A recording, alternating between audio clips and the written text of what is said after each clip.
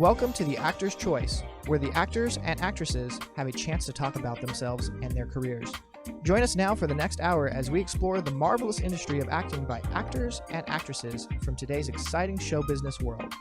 And now, direct from Hollywood, here's your host, Ron Brewington. Hi everybody, I'm Ron Brewington, and welcome to The Actor's Choice. Roll it.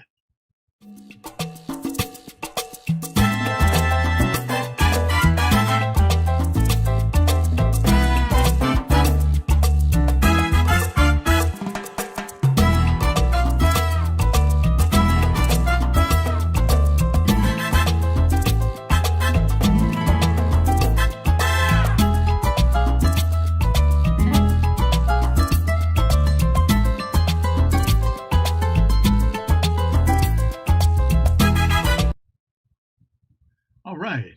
My first guest today was born in Tokyo to a Japanese war bride and an African-American soldier during post-World War II. Now, she spent her first 2 years living with her mother's Japanese family. She was later joined by her father, and the family moved to numerous military bases. When she got grown, she started freelancing as a commercial artist. In 1997, she turned to filmmaking, performing various projects. Her latest project was a documentary called War Brides of Japan. Ladies and gentlemen, please welcome a longtime friend of mine, Yayoi Winfrey. Yahoo. Yahoo. Yes, ma'am. Yeah. Good to see you. Morning. Nice to see you, Ron. Thank you so much. Oh, my pleasure. And welcome to The Actor's Choice. Quite a story that you have to tell. Can you take us back to when you first understood what blazons were? Blasians. It's a relatively new term. We didn't have that growing up, but it is an acronym for Black Asian and people who are mixed race, who have parents that are both Asian and African American or Black, from the continent or the Caribbean. But, yeah. Okay, because over the years you have developed quite an artistic talent. In 1969, you did a project called Teen Star of Tacoma. Yes, remember that? Yeah, actually, my sister shot that footage. My mother had a Super 8mm camera, back in those days. So she was always filming, making, family footage, family movies. And so I directed my sister. I think we were trying to make a music video back in 1969 before they existed. Okay. that was our first foray into that Well, arena. let's take a look at it. Let's take a look at what it looks like. Roll it, please.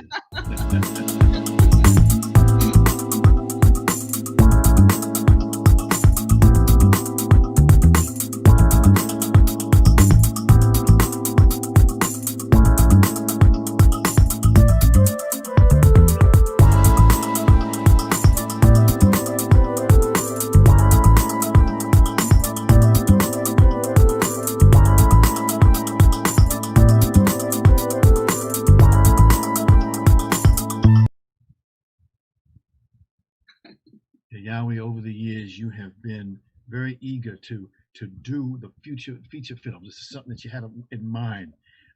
We opened up with what we call Watermelon Sushi. What is Watermelon Sushi? Watermelon Sushi is a feature narrative. I wrote the script in 1997, and I was living in Los Angeles at the time. And by 99, we tried to film it, and we did a 7 days out of a 10-day shoot, and then we had to shut down production. Some situation occurred, and we couldn't finish it. But it's a story of two sisters that are both Japanese and African American, and because of their appearances that are not similar to each other, people tend to identify them erroneously, apart from what they feel their identity should be. And Yes. so one of them grasps the opposite culture. One sister looks more Asian, and also this film takes place in the 80s at the advent of the whole hip hop movement scene, arts.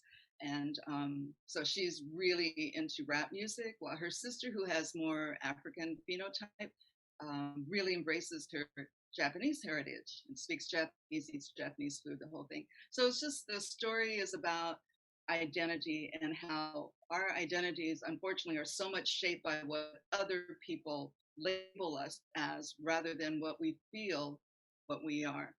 So I that's the see. whole gist of it. And it's like a dramedy. There's a lot of comedy in it as well as learning lessons. Yeah.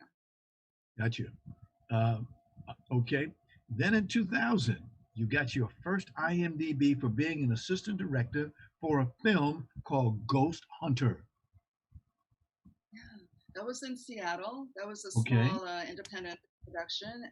And it was also a comedy about an elderly couple.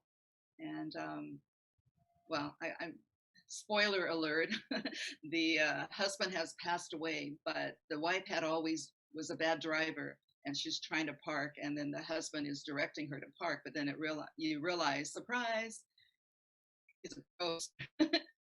So yeah, All right. Moving on, in 2002, you were the second unit camera operator for a TV special documentary called Margaret Cho, Notorious CHO. yeah, the notorious CHO. So Yes, Margaret was the first Asian American. There you go. Um, yes. yeah, who actually had her own television show. And so this was a documentary also filmed in Seattle. Even though I lived in Los Angeles at the time, I flew up there and was handed a camera and Right. shot a lot of B-roll. Yeah. Got you, got you. I want to mix in here your work, but what you also went through, the personal things that you went through. You told me one thing, several things you told me, which I thought was beautiful. You said that when you used to sit down to have dinner, you'd have two plates on the menus on the table. Yeah, I think that's very common with mixed race people who have a parent, especially from another country, Uh huh.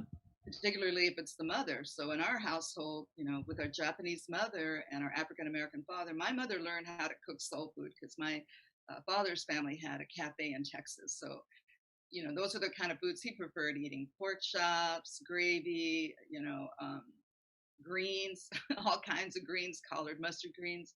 So that was one plate on the table, one menu on the table. And then, of course, we had all the Japanese food, the miso soup, the, sushi, whatever it was, always had gohan, hot white rice. That is a staple in Japanese families' kitchens is gohan. So we always had that. No matter if we had potatoes or macaroni or whatever, we still had gohan. Right. Yeah. It was an interesting. What you went through was very interesting, to say the Very least. interesting. And we thought that was normal. We thought that was every family, Uh-huh. and you go visit other people's homes and, oh no, they just have regular American food. Yeah. Okay. There were in World War II, at the end of World War II, there were a lot of African American men who came over there and dated and married the Japanese ladies. Tell us Yeah. about that.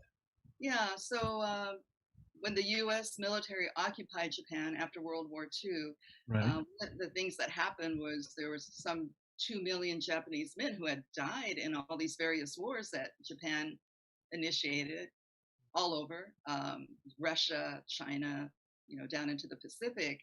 And so when the US occupied Japan and they set up they became the largest employer in Japan because they had to set up their PXs, their commissaries. So the people that went to work in them were the women.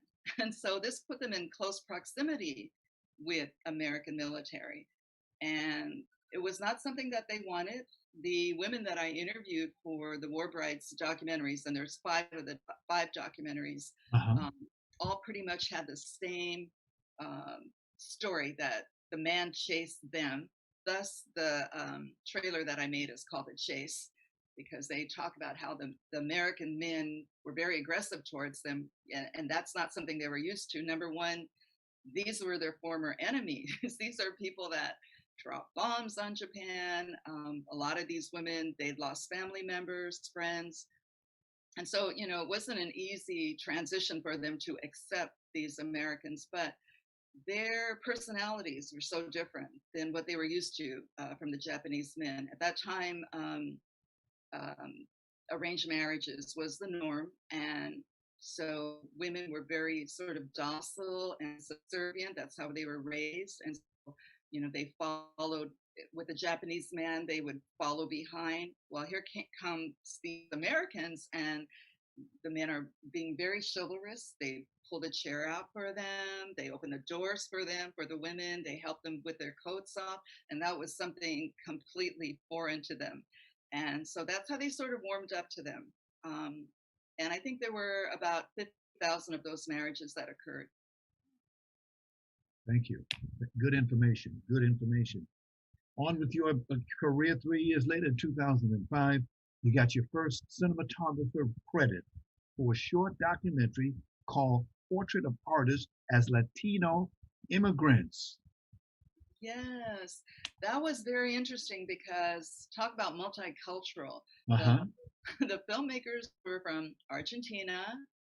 The camera person was from Italy, and we were filming Mexicans who lived in America, but they weren't Mexican Americans. Maybe they had immigrated. I can't remember. There were several of them, and but they all were able to communicate with sort of this fractured Spanish of, South America, Mexico, and the Italian person was also able to communicate. So that was very interesting. Yeah, that was in Los Angeles. Yeah, in Los Angeles. So you were moving around quite a lot in those last years. I've moved around so much, Ron. It's a miracle we're still in touch, but thanks to the internet. Yeah. Yeah, where did you and I meet at? We met in Hollywood at a studio. We had a mutual friend, and you and I were both doing film reviews at the time. We were film critics. Yeah, we were doing radio, I believe, and then and I was writing. I was writing my film reviews. Yeah.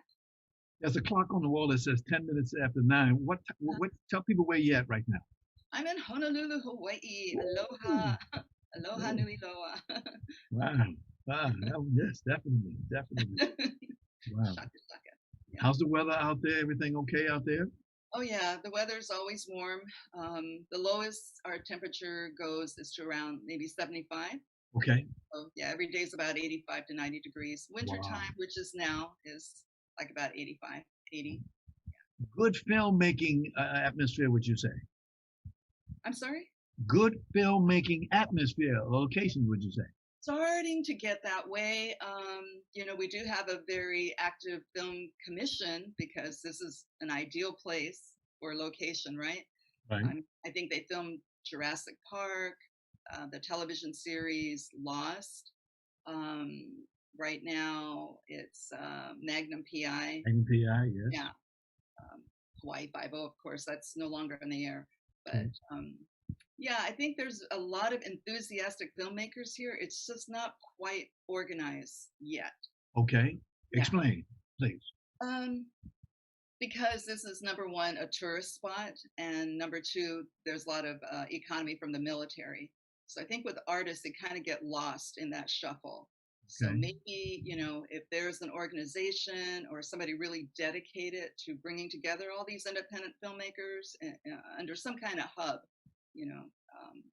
I think that would be very successful. Because I know there's, especially with the younger people, they're very, very interested in all kinds of media, but particularly film. How do you get expenses to do your movies? With the documentaries, that was financed by our donors. And so I got a fiscal sponsor, and then we begged people for money. And then once we sort of met a goal, we never met our true goal, but we had enough that we could rent a car and hit the mainland, went to California, of course, then over to Arizona, back to California, then up to Washington State. And we filmed 14 different families and 33 different individuals. Wow. And that's why I could not end up with just one film. I mean, my intention was to make just one film, but I ended up with 5. And but what cracks me up, a lot of people that I know from here, back here in America, they say when they come over to Hawaii, they said, "Yeah, I can't wait till I get back to America." I say, "Hey, dummy, this is America." It's very Americanized here, and people do still speak Pidgin, and you hear so many different languages, not just from the locals, but from tourists as well. So, it's a real, I think this state has more, mixed race people than any other state, and it's just so multicultural. Gotcha. Yeah. In 2010, you wrote a documentary called Silent Shame. Nice title. Nice title. Tell us about the story behind the story. Okay. Silent Shame, I did not write that. I got a writer's credit, but I was helping her with English parts of it. She's a Japanese filmmaker from Japan. And interestingly enough, what she did, which I thought was very brave, and I met her in Los Angeles. She lives in Los Angeles. She actually went back to Japan and confronted Japanese soldiers in World War II and some of the brutality that occurred. You know, you hear about Korean comfort with, you hear about children. You know, Nanking was a horror show. That was where a lot of civilians were murdered in the street, Japanese soldiers. So she went back and actually talked to some of those soldiers that were in scenarios, and it was really heartbreaking. So yeah, she gave me a writer's credit, but I have to say I can't accept a full writer's credit because mostly what I do with the English portion of it. If for just a moment, what is the status of your family, your mother, your father? What are they doing now? I'm sorry? What is the status of your mother and father and your sister? Oh, my family. Okay, so my mother passed away in 2012, and I had been one of them since 2000. She's like the most incredibly unique person anybody ever met. And so I met a filmmaker in Seattle at the time who said, you know, we should make a movie about your mother. She's such a character. And, you know, we had bumps and, you know, nothing ever really panned out. So by 2012, I thought, well, why don't I just make a film about war brides and then include her? But then she passed away. But I'm still working on a film about her. My father, he lives in Washington State with my sister. And I have a stepfather as well, and he's here in Hawaii. That project that you talked about, War Brides of Japan, that had always been the project of your dreams. Please tell us about that. What went into it? Besides your spirit, your soul, everything went into that document. Yeah, it's really, like I said, I wanted to tell my mother's story because these women, you know, they came at a time when there was no international travel, commercial travel. Okay. They came on ships. Normally it took like 3 weeks. They came to a country they never saw before. Some of them spoke some English because they had war bride school, or they called them bridal schools. The American Red Cross set up bridal schools in Japan to teach them these Western ways. You know, in Japan, they sleep on the floor. Everything's done low to the ground. The table's down there. So they had to learn, you know, how to make an American bed, how to cook American foods. So, and so many of them were so isolated, they would end up in places. If their husbands stayed in the military, they were fortunate to be able to go on a military base and meet other Japanese war brides. But if they were sent to, let's just say, Kansas, you know, they might be the only Japanese person in that particular town where the husband's from. Gotcha. Yeah, so you know, you can imagine how, and you know, you're not being able to pick up a phone and call anybody because back then you had to write letters and they were sent via airmail. You know, so I just had so much admiration for these women, and because I remember them growing up, and my mother had these friends on base, and you know, they would play Hanafuda, which is a Japanese card game, and speak Japanese rapid fire, and you know, I try to sneak in and listen to them. But the one thing that always struck me about these women was how much they loved their children. I mean, all of them just loved their children so much. And you know, they're raising mixed race kids. There's no playbook for how do you do this in America. You know, how do you impart your culture to them, your language, or are you going to try to get them assimilated into Western style of living? You know, so I just have a lot of admiration for them, and I just wanted people to know their stories. That is a piece of history that's missing. Even in Japan, they don't honor them. There's a lot of shame attached to them marrying the enemy, and you know, in Japan, being loyal to Japan, to the emperor, to the country was such a big deal.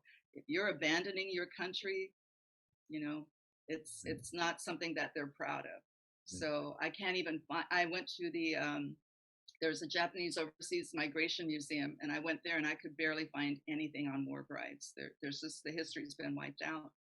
So that's what inspired me. I see. I understand you interviewed 14 separate families featuring a total of 33 individuals. Correct. Yes. Wow, that was a lot true. of work. Yeah, that was in a 19-day on the road effort, and it pretty much worked out fine in terms of the interviews. Once you turn the camera on and the mic on, people have a lot to say, and that was the hardest process for me, was the editing. It was a 3.5-year long project, so it was 19 days of shooting, and the rest of it was editing, because nobody has ever wanted to know these stories about these Japanese war brides. So there's actually 3 brides that are in the film. The rest of them are adult kids telling their mother's stories. And so because now they have, an eye and an ear focused on them, they had a lot to say. And that's why it took so long. We happen to have a little clip of it. Roll it, Tony.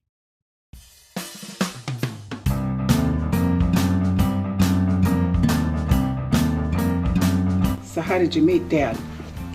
Well, so how did you meet my father? Oh, okay. She met him at a military party. My mom was at a sewing class near the military base. She met my father at Tachiko Air Base in Japan. My mother became a band singer. She, I think, was touring the American military camps. They were introduced by one of my mother's friends, and my father fell head over heels with her. She's walking with her sewing machine, and my dad asked her, could he help pull the sewing machine? Wow.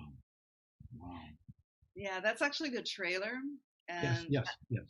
Okay, and that's the one I was referring to earlier, called The Chase, because those women talk about how those men came after them, and they didn't know what to do. And you had 5 different parts of it. There's 5 different films, and I grouped them according to sort of the topic. Like for the brides, there's really only 2 brides that gave in-depth interviews. Unfortunately, so many brides are now gone. The youngest are now in their mid-80s. So that's one of them. Another one was focused on the culture, how some of, second gen, how they're keeping the culture of their mother. One woman, we went to her house, everything in her house was Japanese. Kimono on the wall. She had little figurines, and every time she went to Japan, she brought something back. So she had these china cabinets just full of Japanese things, and the foods. That was a big thing. That's a big thing for the children, because now Japanese food is popular. Now we have sushi restaurants everywhere, but up until maybe 20 years ago, it was considered very strange and weird, for you to be eating something like that. So much to talk about, Yayoi, and so little time. Now, you always want to do animation. You did one called Chickens Playing Chickens. Okay, so that was some footage I shot. I was just standing by a bus stop, and I was watching these chickens playing the road. So I shot it, and then I animated it. Okay. But, yeah. We just happen to have a copy of it. Roll it, Tony.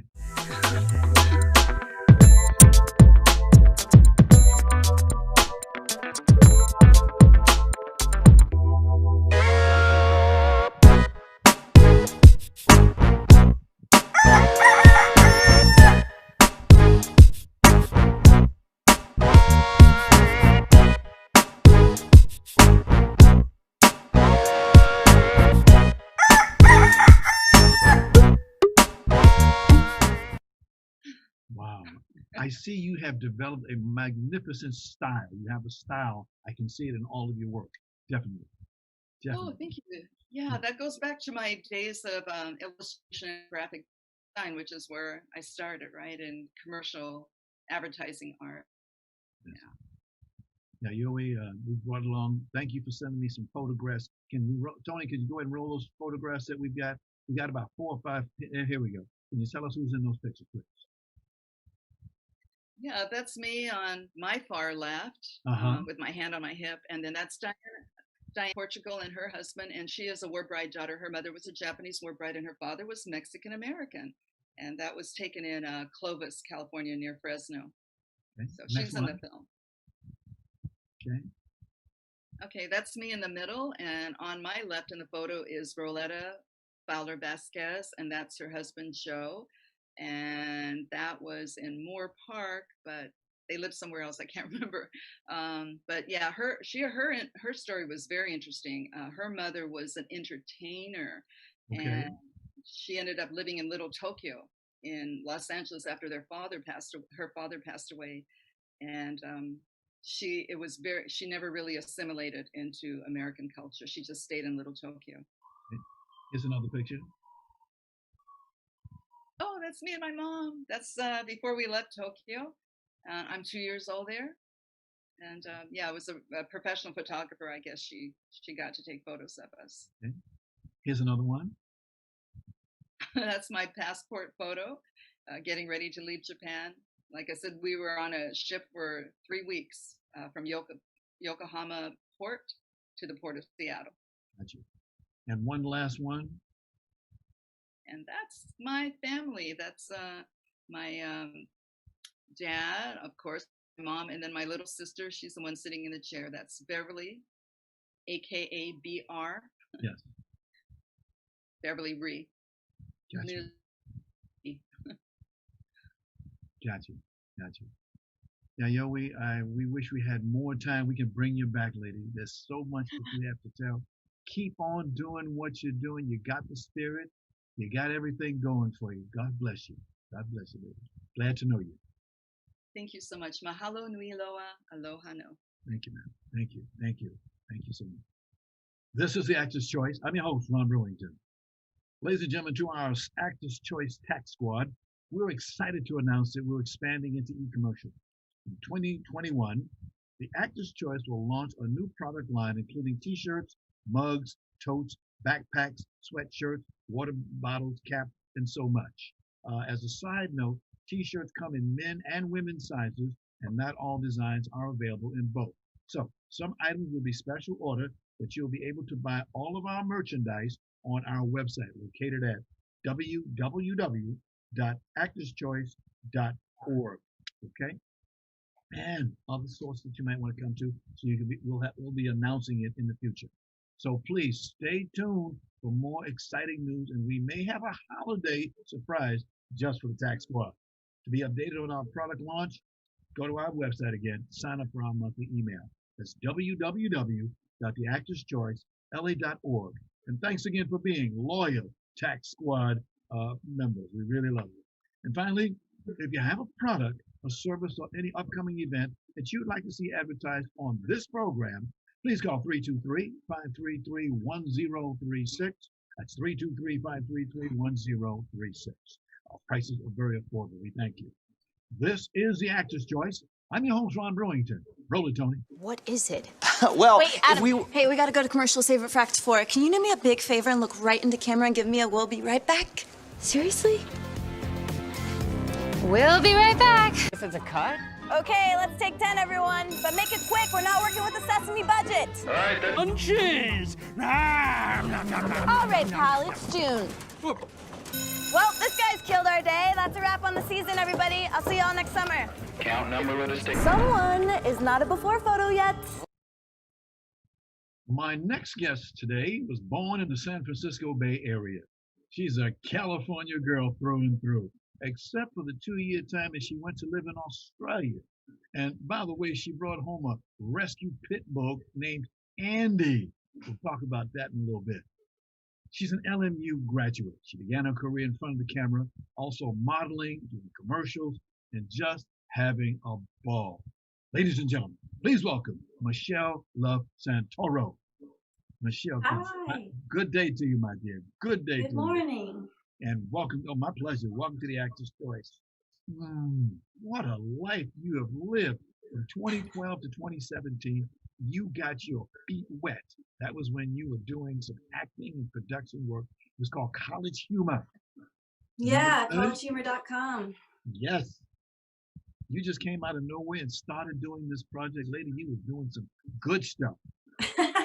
Good stuff. Thank you, Jackie thank you. Freeman. But you know, let's take another little sidebar there. Folks, you notice that I mentioned that her middle name is Love.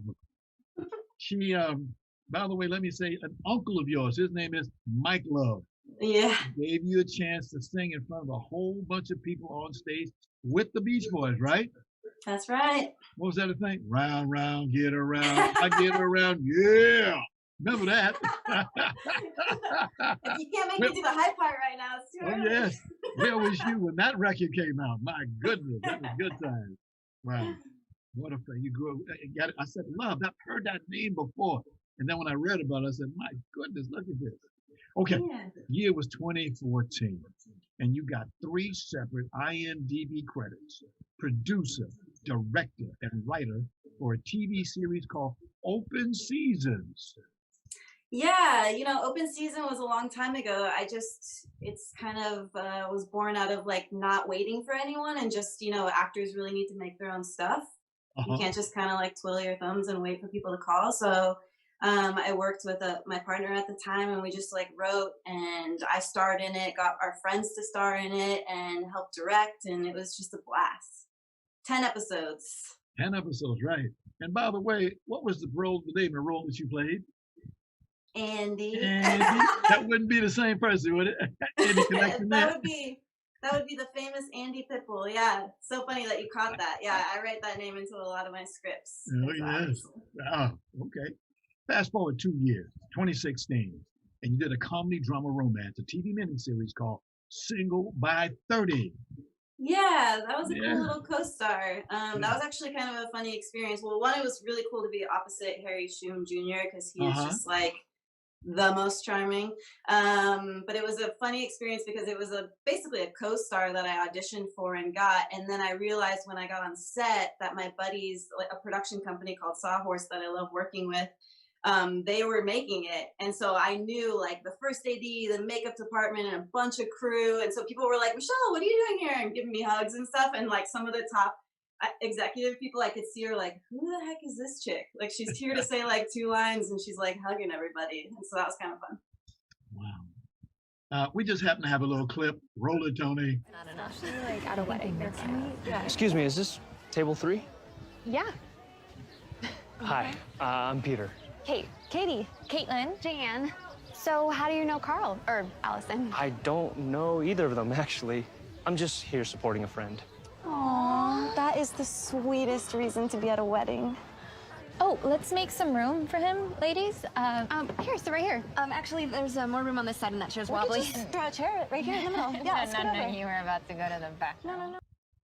Wow, brought back a memory or 2 or 3. It's not hard to be nervous in front of that guy, I'll tell you. What a cutie. I understand. 2018, you came out with a flick called Just Kidding that you did. This was a short drama in the role of Rebecca. Yeah, that one I was like, okay, I can't name myself Andy again.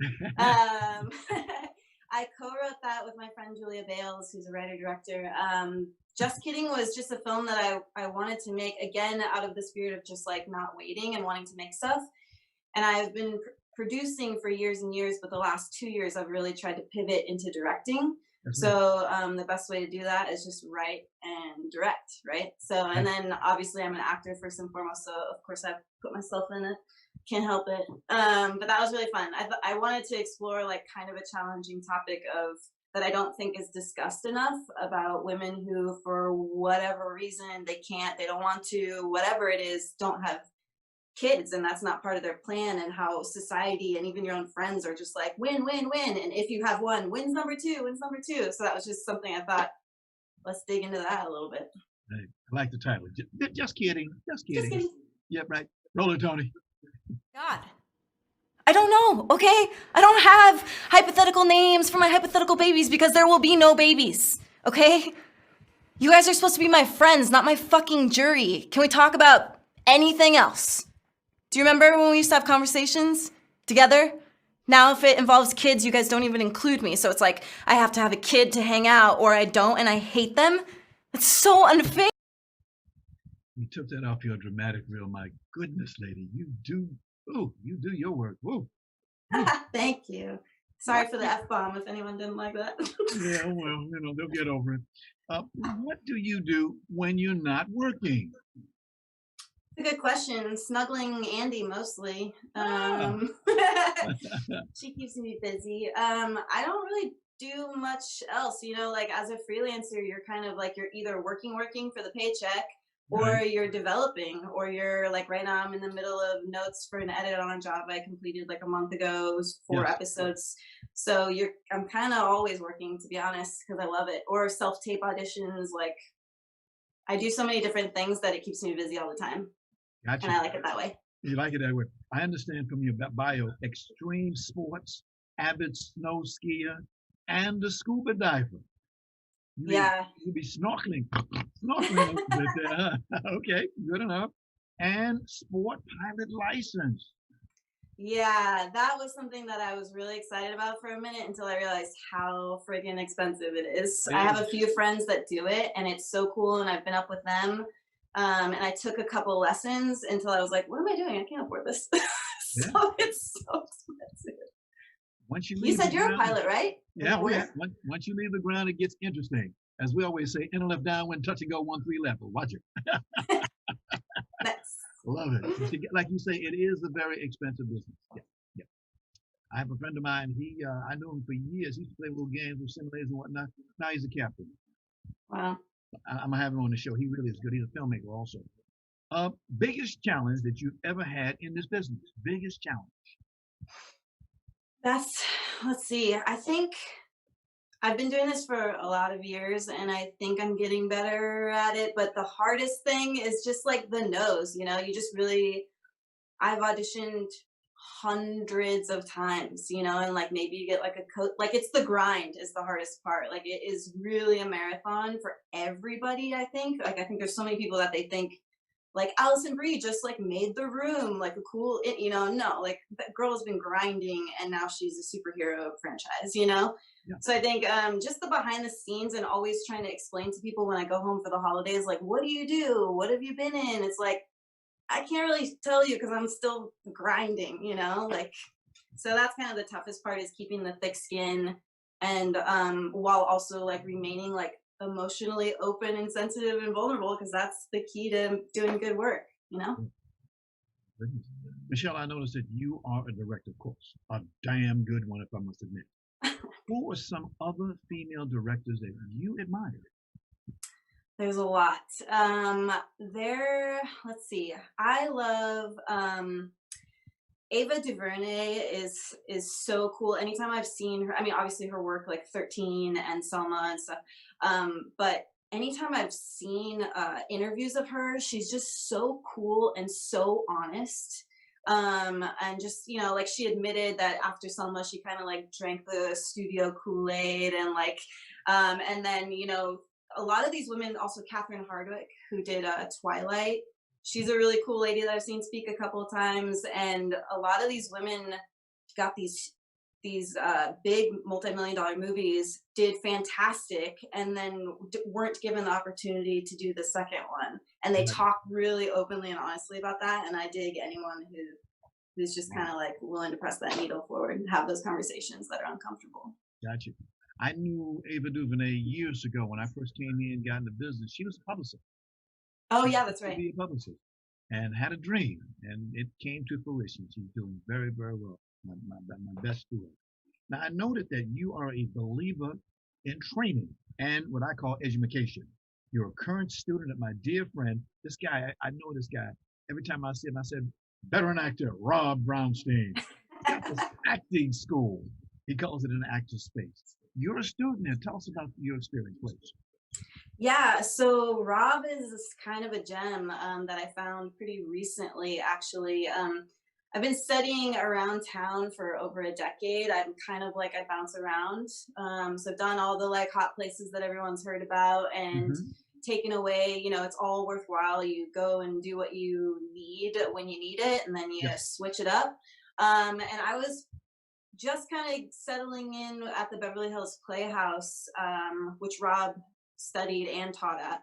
And then COVID hit and everything went online, and And I was really looking for like a new online Zoom home, for acting class. And I thankfully got brought to Rob through a recommendation, and it was so seamless because he studied and taught at the Beverly Hills Playhouse that we have like sort of the same language immediately that I understood.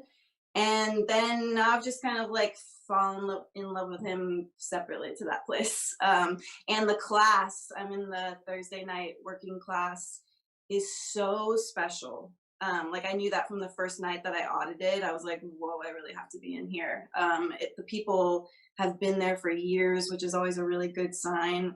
And everyone is so positive and so good, so hardworking. I've been to his classes and I've seen how his technique is. And you'll be sitting there comfortably saying, "Oh, I'm just sitting there, nothing going to happen." He'll look at you. Are you up here on the stage, please? And I want you to do this. And you, I'm sorry about that. You ain't got time for that. You're here to learn. Why waste your money?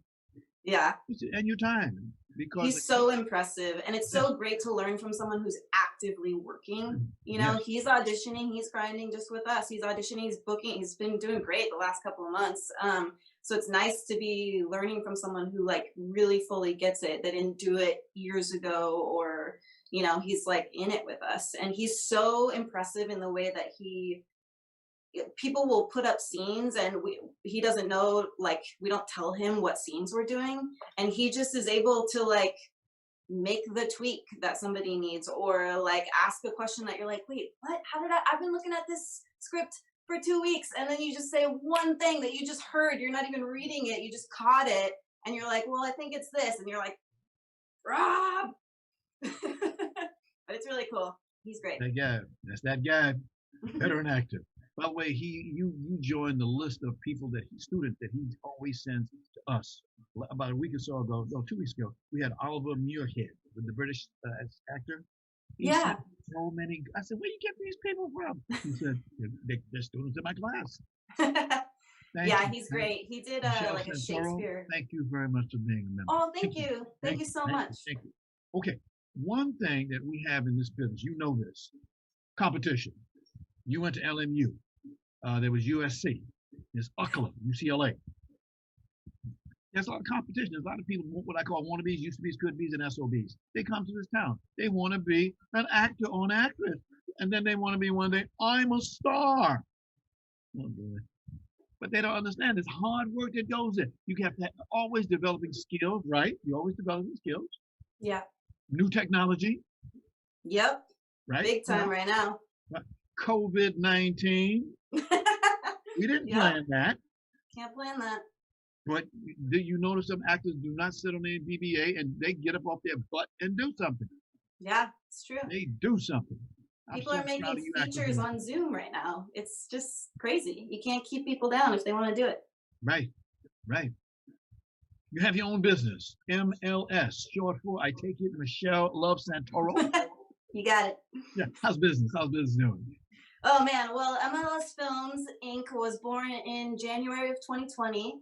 Okay. I was writing and directing for this company called Hook TV, which was really exciting. I've got to do a lot of great stuff with them this year. Yes.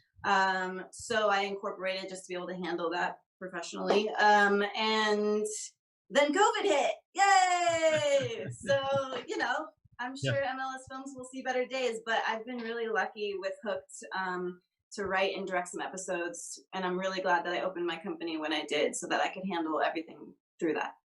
Got you. I see that in October of this year, you and your business was on the cover and inside Voyage LA. Yeah. Good publicity, my dear.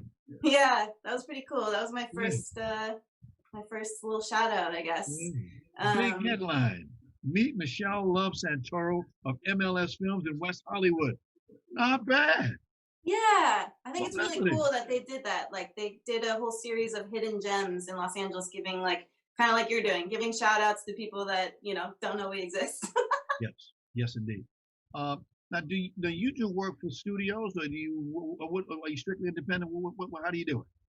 Well, I've been freelancing for years, and I kind of rotate between a bunch of different production companies.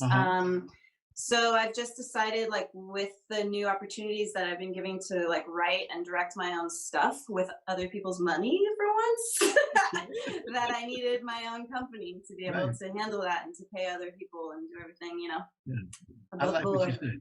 I like what you said. Use their own money. Don't tell nobody. Yeah. That's one of the Hollywood secrets, as they call it. Indeed. Exactly. Lady, do you do any stage acting? You know, I don't really. I'd love to get involved with that more. I did some community theater back at home in Pleasant Hill.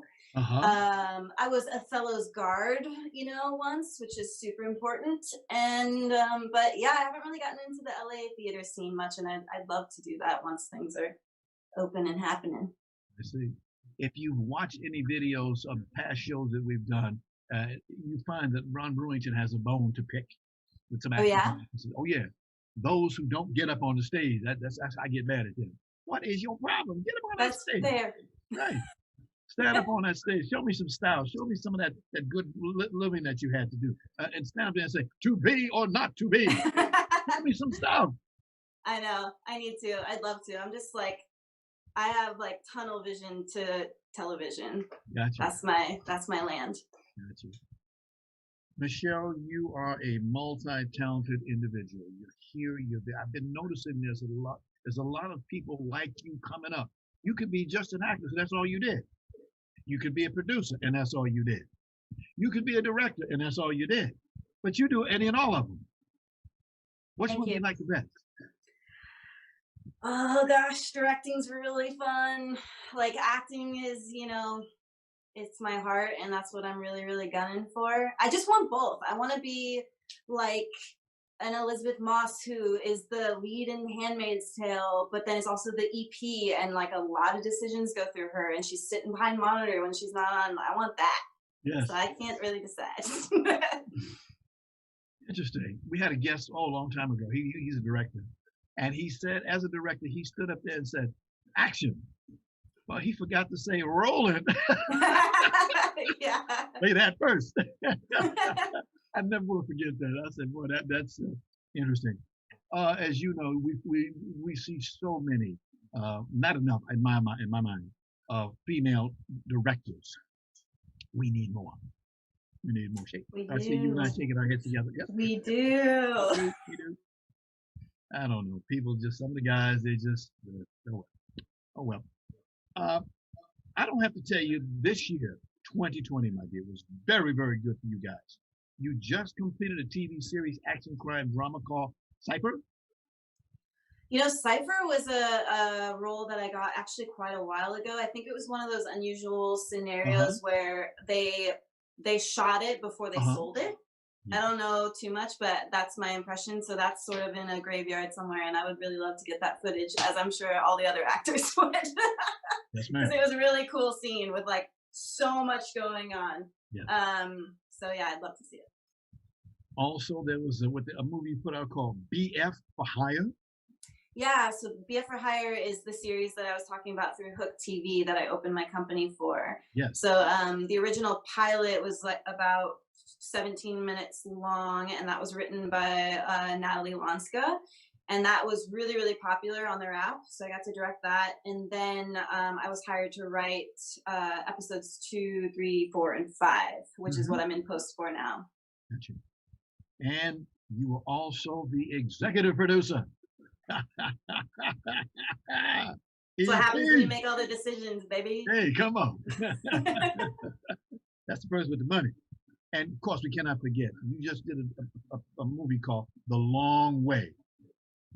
Yeah, The Long Way was, you know, just kidding. I had done that probably a few years ago now. And I was like, I gotta be, you know, it takes so much time and money and effort to make anything. But I think it's really important to just keep doing it no matter how long the pauses are in between. So The Long Way came out of like reading something that made me cry. And I was like, I want to see this on screen.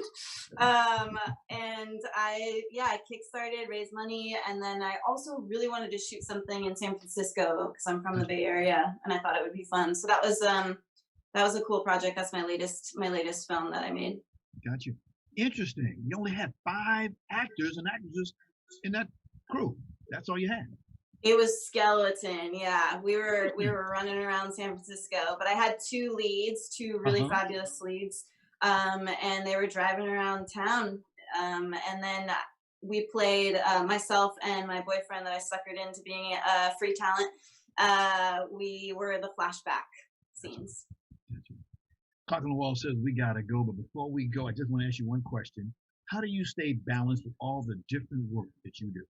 How do you keep it balanced? I don't.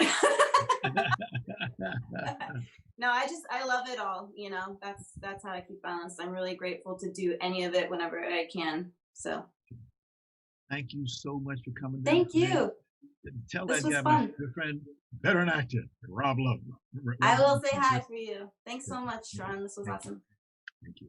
Thanks for our sponsors, Harvey Brandman, Photography is an Art, Ron Irwin's Haiku, Style, Passion, Heart, Larry Buford's Book to the Future, Time Travel, Message in a Capsule, State Farm Agent Carla Green, and veteran actor Rob Brownstein's Actor Training School and Actor Spaces.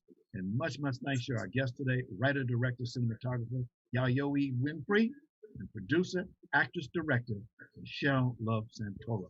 And of course, special thanks to all of our ever-growing audience. We say be well. We'll see you next time.